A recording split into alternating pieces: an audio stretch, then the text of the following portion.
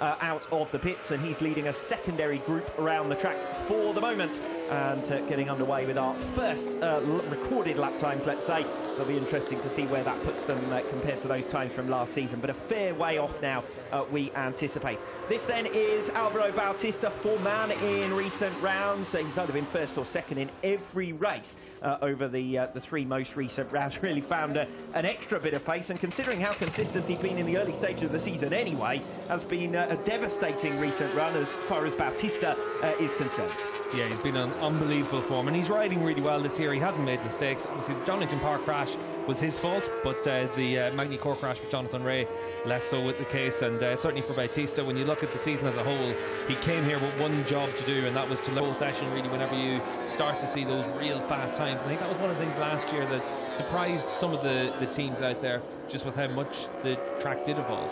22 riders in the field this weekend. We've got Kyle Smith coming in as the latest rider for Pedicini, on Kawasaki machinery, and the last of those 22 riders to set a time is just completing his installation lap. Andrea Locatelli now onto his flying lap on the number 55 Yamaha. So everyone eventually getting out onto track, and shortly all 22 of them will have set a lap time as well. Yeah, and we'll wait and see where Jonathan Rea's pace comes down in the next few laps as well. 2.5 seconds slower than Top Rack, but you'd expect him to find big chunks of time in the next couple of laps. But interesting, the Top Rack, a bit like last year, immediately willing to push a little bit harder on those open couple of laps. You can see for Pisani there on the run down in towards turn 15 and 16 just how easy it is if you're behind a rider to get yourself into the wrong position in that section of the track.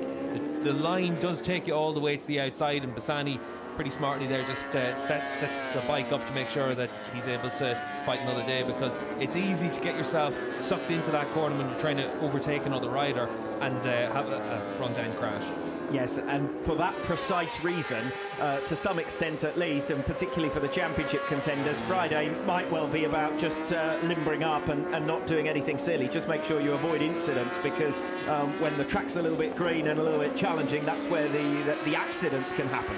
Yeah, the good thing for Superbike riders is that there's no jeopardy on a Friday. There's no case of having to set a fast time to get into Superpole 2 like there used to be in the past. Now it's all about trying to just make sure you're able to get as many laps in as possible and learn as much as possible and get yourself ready for 3 races over a weekend. And that means that teams are able to really focus on just working on their package during the course of the free practice sessions.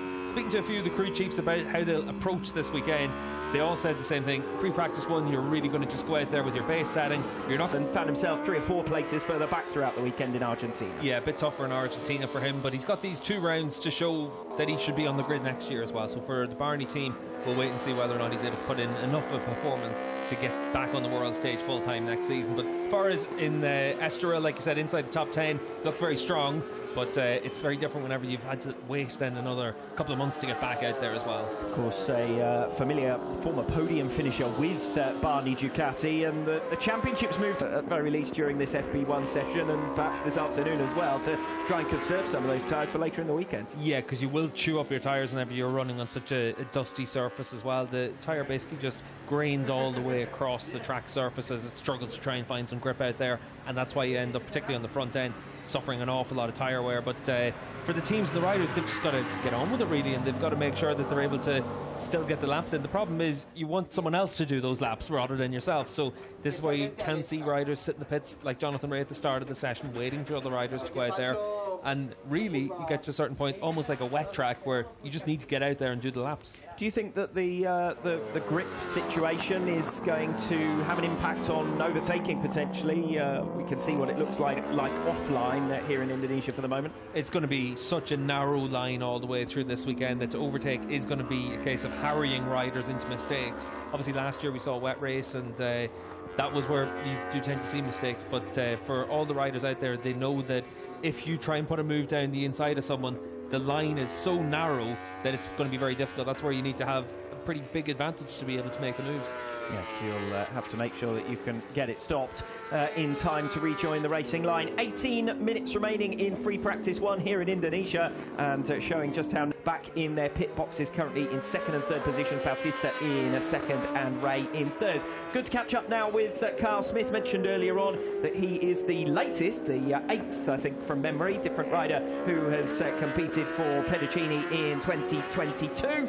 and just out of yourself and the package that you can and see where the chips fall. We've got a lot of comparisons that we can make in terms of rider performance on this bike, so we'll see where Kyle stacks up amongst those 8 riders, but certainly Leon Haslam has been the most competitive rider we've seen on the Petruccini bike this year. But don't be too surprised if we have a wet race or a wet session to see Kyle make a step forward. On the Supersport bike, that's when he's always been very strong, but jumping onto a super bike is very different. He's done a few races in World Endurance, but this is his first time out there on a proper World SBK spec bike, so it's going to take him a bit of time to build himself up. As it is, 17th fastest on the timesheets right now. If he's able to stay in and around there all the way through the weekend, he's done very well, but it is going to be difficult for Kyle. Yes, World SBK debut, of course, for the Superbike class, but an experienced campaigner in Supersport. You saw on your screen there 3 race victories, 10 podiums in total. Not that long ago, actually, that he came in for 2 substitute appearances for GMT 94 and was right at the sharp end, had 2 podiums in 4 races, coming back with GMT 94, so we know what he's capable of doing. Started this season, of course, with VFT in the Supersport class. Actually had a podium earlier on in this season as well.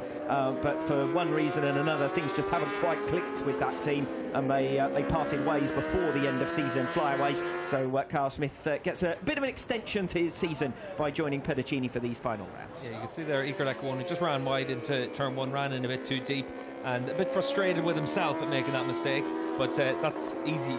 New personal best of 1:38.584, so 1.6 seconds slower than Wsbk Mandalika, the fastest man in the session, remember, with that 1:36.938. That's the time to beat in the remaining 1.5 minutes of FP1. Iker Lecuona on an improved lap this time around as well. Yeah, and like we saw from all the other riders, they are just making that step forward. This is Michael van der Mark, and he's on course to really make a big step forward. He's 6/10 off coming through into the final sector, so expect van der Mark to move himself up into top 5 or 6 spots by the end of the lap.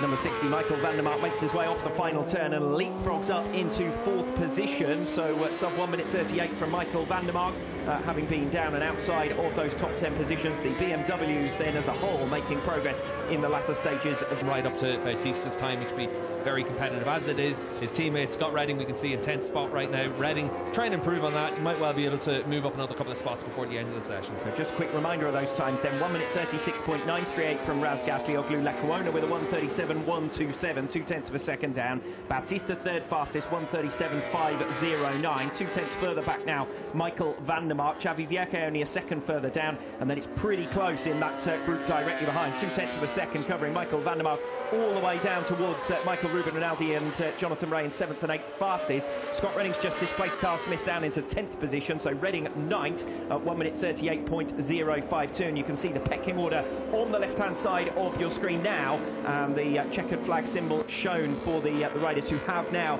completed their section and made the checkered flag. Said that Alvaro Bautista had bailed on his lap. He was the last rider across with the final 10 seconds or so of free practice 1. He's now just crossed the line to complete his final lap. So that's everyone complete, and that's your finishing order in free practice 1. Wsbk Mandalika fastest, ahead of Lecuona and Bautista. Van der Mark and Vierke rounding out your top 5.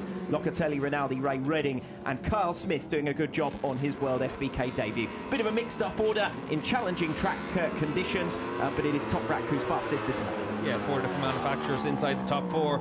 Jonathan Ray, the top Kawasaki, down in 8th spot. He's not going to stay down there for too much longer over the course of the weekend, so good to see that all 5 manufacturers could be pretty competitive over the course of this weekend. Breathe in. What fun and games we're going to have from Toprak. No grip needed on the back tire at very least. Yeah, well, for Toprak, that's a brave decision to make on such a dirty track.